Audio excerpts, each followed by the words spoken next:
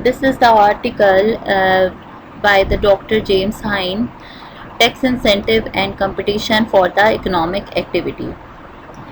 इस आर्टिकल में हम देखेंगे कि किस तरह से टैक्स इंसेंटिव्स प्रोवाइड करके कंट्रीज़, स्टेट्स, सिटीज़ जो हैं वो अपनी बिज़नेस एक्टिविटी को और रिटेंशन ऑफ बिज़नेस को इम्प्रूव कर सकती हैं, कंपटीशन को इंक्रीज़ कर सकती हैं। टैक्स इंसेंटिव जो है वो क्यों इतना ज़्यादा ज़रूरी है, जो हम टैक्स में इंसेंटिव प्रोवाइड करते हैं, टैक्स में रिलैक्सेशन प्रोवाइड करते हैं, इसमें हम जो अबंडेंस प्रोवाइड करते हैं, इंड्यूसमेंट्स प्रोवाइड करते हैं, उसका क्या रोल है आपकी इकोनॉमिक और बिज़नेस एक्टिविटी में, और किस तरीके से ये बिज़नेस ये कंपटीशन को इम्प्रूव करने में हेल्पफुल होता है। ये आर्टिकल जो है वो एक एविडेंस बेस्ड आर्टिकल है जो आपको बताएगा कि टैक्स इंसेंटिव जो हैं वो कितना ज़्यादा इम्पॉर्टेंट रोल प्ले करते हैं in the different countries in order to improve the economic activity. इससे पहले मैं थोड़ा सा आपको एक बैकग्राउंड दे दूं कि टैक्स इंसेंटिव जो हैं वो किस तरह से वर्कआउट कर रहे होते हैं। देखें, जैसे हमने अपने प्रीवियस लेक्चर में एक चीज़ डिस्कस की कि जब हाई टैक्स रेट होगा तो हाई टैक्स रेट होने की वजह से इन्वेस्टमेंट पे नेगेटिव रोल होगा, बिकॉज टैक्स को पे करना ये आपकी एक लायबिलिटी है। जब आपकी लायबिलिटी है तो इसका मतलब है ये आपका एक एक्सपेंस है। जब आपके एक्सपेंस ज़्यादा हो जाएंगे तो अगर हम बात करते हैं बिहेवियरल अप्रोच के ऊपर, तो आप अपनी इनकम को, अपने टैक्स को इवेट करेंगे, और जब आप ज़्यादा टैक्स पे करोगे तो आपका जो नेट प्रॉफिट है वो कम होगा। तो नेट प्रॉफिट जब कम होगा तो नेक्स्ट साइकिल में या नेक्स्ट सीजन में, यानी फॉर एग्जांपल एक ईयर से आपने अपना प्रॉफिट जितना कमाया है, अब टैक्स ज़्यादा पे कर रहे हो, वो प्रॉफिट कम हो गया है। अब वो प्रॉफिटेबली या नेट प्रॉफिट जो है वो अमाउंट है जो आपने नेक्स्ट साइकिल में यानी नेक्स्ट ईयर के जितने भी आपके फ्यूचर प्रोजेक्ट्स हैं, जितने भी आपके फ्यूचर ऑपरेशंस हैं, आपने उसी नेट प्रॉफिट पे डिसाइड करना है कि आपने कौन सी इन्वेस्टमेंट कहाँ करनी है। अगर आपने टैक्स की मद में अपनी लायबिलिटीज़ को, अपने एक्सपेंसेस को ज़्यादा पे किया है तो आपका नेट प्रॉफिट कम होगा, और आपकी जो प्रोडक्टिविटी है, जो आपकी जो इन्वेस्टमेंट है for the next year, for the next project, वो कम होगी। So different countries and cities in the United States and subnational jurisdiction in other countries frequently offer tax abatement, tax credit and various inducements to attract and retain businesses. यही वजह है इस के different countries और cities United state में और सब nationals में आपके पास क्या कर रही हैं, वो ऑफर करती हैं डिफरेंट टैक्स अबेटमेंट्स, टैक्स रिडक्शंस और टैक्स जो है वो इंसेंटिव प्रोवाइड करती हैं, ताकि आपके पास जो आपका जो इन्वेस्टर है, जो प्राइवेट इन्वेस्टर है, जो वो ना सिर्फ बिजनेस की तरफ अट्रैक्ट हो बल्कि वो बिजनेस को लॉन्गेटिविटी में रिटेन भी करे। So state, countries and cities also offer low tax rate with the same purpose. Same purpose क्या कि रिटेन करने के लिए बिजनेस को वो ऑफर करती है लो taxes. The motivation behind these effort is perfectly understandable, though the policies are controversial. जो मोटिवेशन है किस चीज़ के पीछे कि आप लो टैक्सेस क्यों ऑफर कर रहे हो ताकि ज़्यादा से ज़्यादा बिजनेस रिटेन करे, वो बड़ा ही अंडरस्टैंडेबल है, लेकिन जो पॉलिसीज़ हम उस पर अप्लाई करते हैं वो थोड़ी सी कंट्रोवर्स करती हैं। सो कुछ क्वेश्चन अराइज होते हैं रिगार्डिंग दिस कंट्रोवर्सीज और policies. What policies should jurisdiction want to pursue, हमारी जुरिस्डिक्शन को कौन सी पॉलिसीज़ को अडॉप्ट करना चाहिए। What dynamics can be expected to the result from the tax competition, कि जो हमारे रिजल्टेंट या एक्सपेक्टेड रिजल्ट हैं हम इस टैक्स कंपटीशन से, उनके क्या डायनामिक्स हैं। Are tax incentive effective in attracting and retaining the local business activity, क्या आपके जो इंसेंटिव्स हैं वो आपके बिजनेस को अट्रैक्ट करने और उसके साथ साथ बिजनेस को रिटेन करने के लिए इनफ हैं या नहीं है। ये तीन तरह के क्वेश्चंस, इंपॉर्टेंट क्वेश्चन हैं जो डिफरेंट पॉलिसीज़ के कंट्रोवर्सीज से अराइजेज होते हैं। यानी कि हम ये देखते हैं कि क्या हमारी जो पॉलिसी है वो इफ़ेक्टिव है कि वो इन प्रॉब्लम्स को एड्रेस कर सके। किन प्रॉब्लम्स को, कि क्या पॉलिसी हमारी जुरिस्डिक्शन को परसू करती है, क्या टैक्स कंपटीशन जो है वो हमारे एक्सपेक्टेड रिजल्ट के लिए डायनेमिक प्रोवाइड करता है या नहीं, और तीसरा आपके जो टैक्स इंसेंटिव है वो इतने इफेक्टिव हैं कि वो आपके बिजनेस को अट्रैक्ट भी करें और साथ साथ आपकी बिजनेस एक्टिविटी को, आपकी जो लोकल बिजनेस एक्टिविटी है उसको रिटेन भी।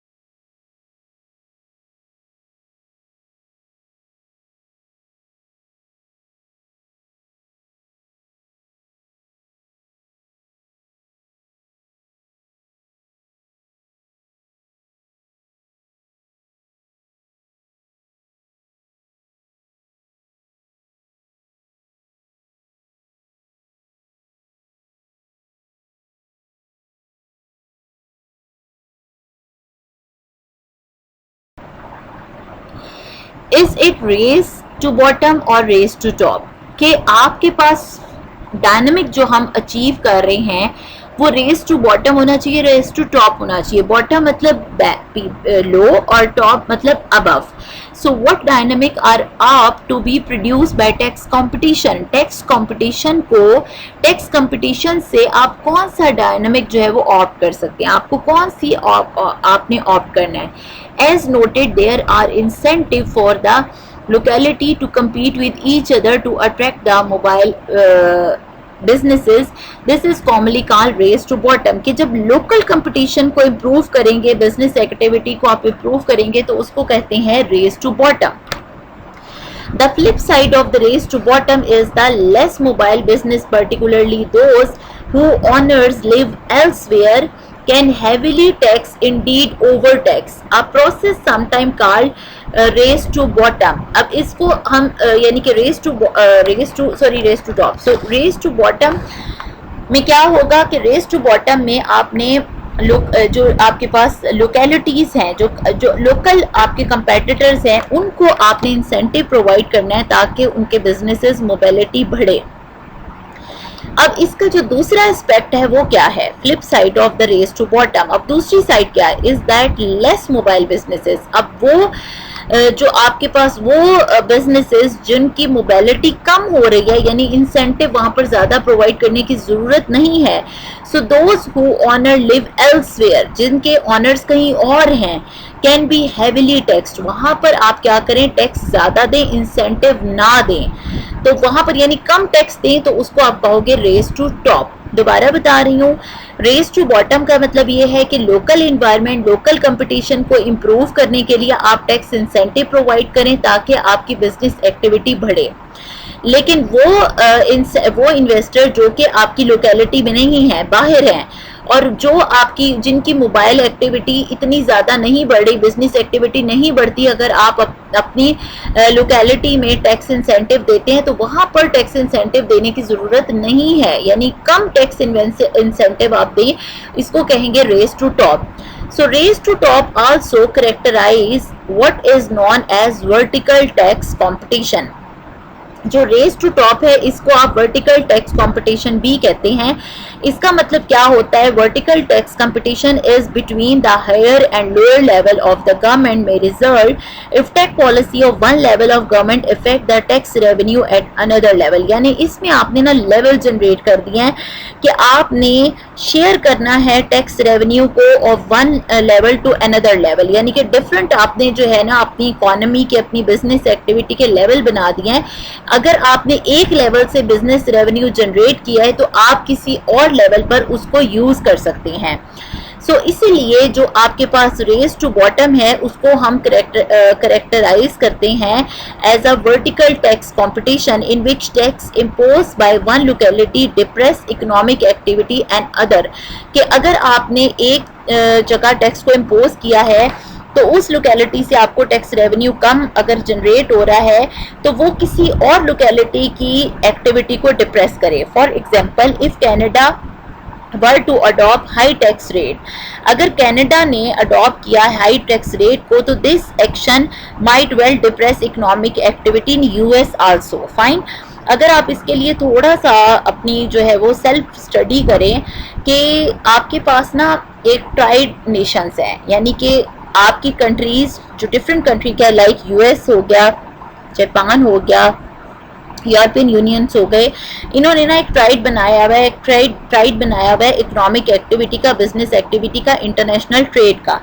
तो जब इस तरह के ट्रेड है, फॉर एग्जांपल ट्रेड को आप सिंपल वर्ड में समझने के लिए ये समझ लें कि जैसे पार्टनरशिप है, अगर एक पार्टनर को नुकसान होगा तो दूसरे को भी उसका नुकसान होगा, ठीक है।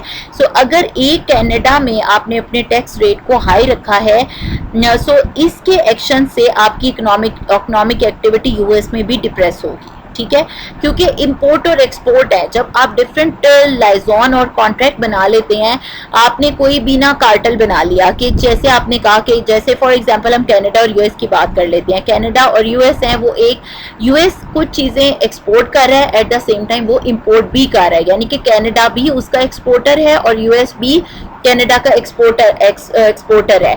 तो जब आप एक्सपोर्ट और इंपोर्ट आपस में कर रहे हैं तो वहाँ पर आपके पास जो है, अगर आपने हाई टैक्स रेट लगाया है तो उसका इफेक्ट होगा on other side of activity also, to extent that jurisdiction are able to export some of the cost of their taxes, they have incentive to impose the taxes that are too high। अब इसमें होता क्या है, मैंने जैसे आपको थोड़ा सा पहले भी बताया था इससे पहले वाले लेक्चर में कि जब आपके पास अगर आप एक्सपोर्ट इंसेंटिव नहीं देंगे, ठीक है, अगर आप एक्सपोर्ट, जैसे हमने बात की थी वैल्यू एडेड टैक्स की, कि वैल्यू एडेड टैक्स अगर हमारे पास एक अप्रोच है जो कि हमारे एक्सपोर्टर्स को या हमारी जीरो स्टेटस जो एक्सपोर्ट है या जीरो स्टेटस टैक्सेस हैं उनको उनके अगेंस्ट है। यानी कि अगर हमने एक्सपोर्ट आइटम को या हमने अपने एक्सपोर्ट्स को फ्लरिश करना है तो हमें टैक्सेस को कम लगाना है, क्योंकि एट द सेम टाइम वो एक्सपोर्ट जो है वो किसी और कंट्री के लिए इम्पोर्ट है।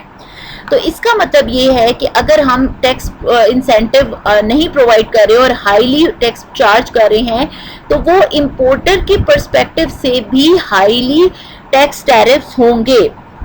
So as theoretical matter, we do not know whether tax competition produce tax rate that are too high or too low. और अगर हम theoretic matters के पॉइंट ऑफ व्यू से लें तो हमें नहीं पता चलता कि टैक्स कंपटीशन जो है वो टैक्स रेट के बढ़ाने या कम करने से प्रोड्यूस होगा। यानी हम थ्योरी बेस्ड पे हम इस चीज को नहीं असेस कर सकते कि अगर हम टैक्स को बढ़ाएं या कम करेंगे तो टैक्स कंपटीशन बढ़ेगा।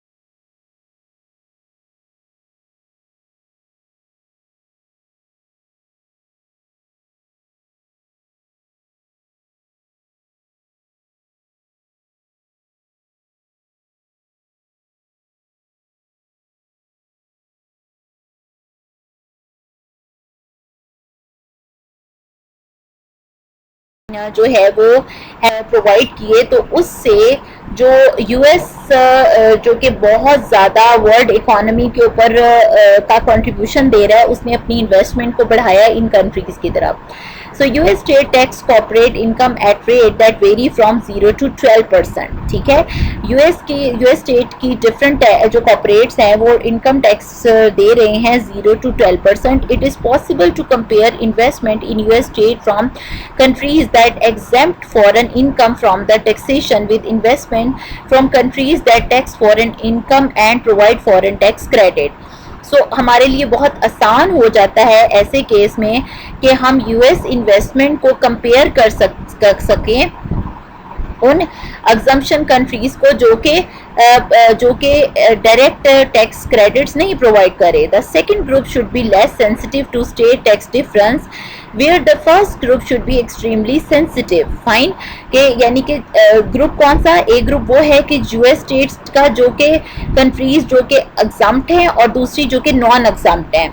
ठीक है, for example French investment should be more attract to Tikas where there is no state corporate tax then should be British investments is UK tax the ticas income। जैसे कि एक एग्जांपल दी हुई है कि French investment जो है वो French investor है वो अट्रैक्ट हो रहा है टिकास की तरफ, जहां पर स्टेट जो है वो कॉर्पोरेट टैक्स नहीं लगा रही। Then should British investment since UK taxes the Tikas income. अब क्या है देखें, अब जहां पर अट्रैक्ट हो रही है, लाइक देखें कि फ्रेंच इन्वेस्टर टिकास में अट्रैक्ट हो रहा है।